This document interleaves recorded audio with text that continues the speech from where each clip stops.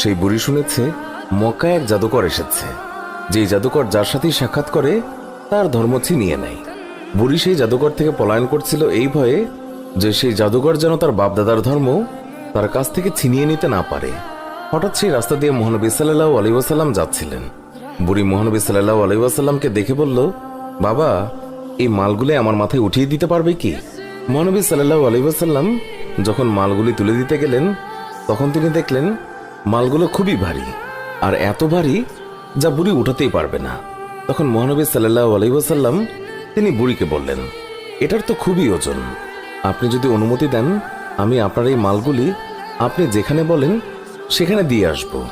বুড়ি তো খুবই খুশি, সে খুশি মনে অনুমতি দিল। মহানবী সাল্লাল্লাহু আলাইহি ওয়াসাল্লাম সকল মালপত্র নিজের মাথার উপর তুললেন আর বুড়ির সাথে পথ চলতে লাগলেন। আর বুড়ি পুরো রাস্তায় ওই জাদুকরকে বকা দিতে দিতে গেলেন।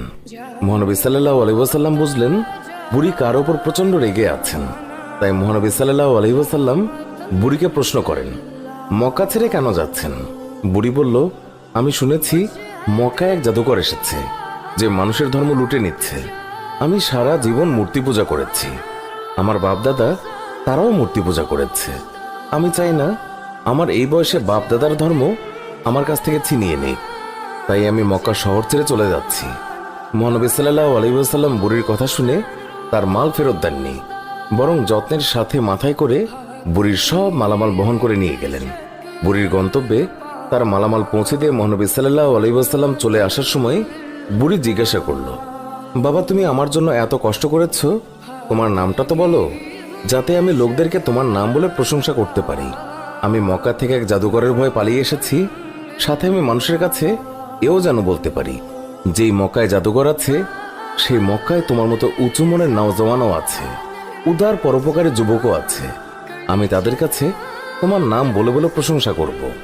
বুড়ির কথা শুনে মহানবী সাল্লাল্লাহু আলাইহি ওয়াসাল্লাম হেসে দিলেন আর বললেন, যে জাদুকরের ভয়ে আপনি মক্কা ছেড়ে এসেছেন সেই জাদুকর আপনার সামনে দাঁড়িয়ে আছে।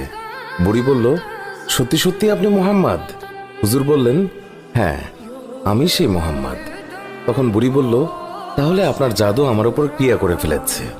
সুবহানাল্লাহ, আপনি আর দেরি করবেন না, আমাকে পাক কালেমা পড়িয়ে দিন, লা ইলাহা ইল্লাল্লাহু মুহাম্মাদুর রাসূলুল্লাহ।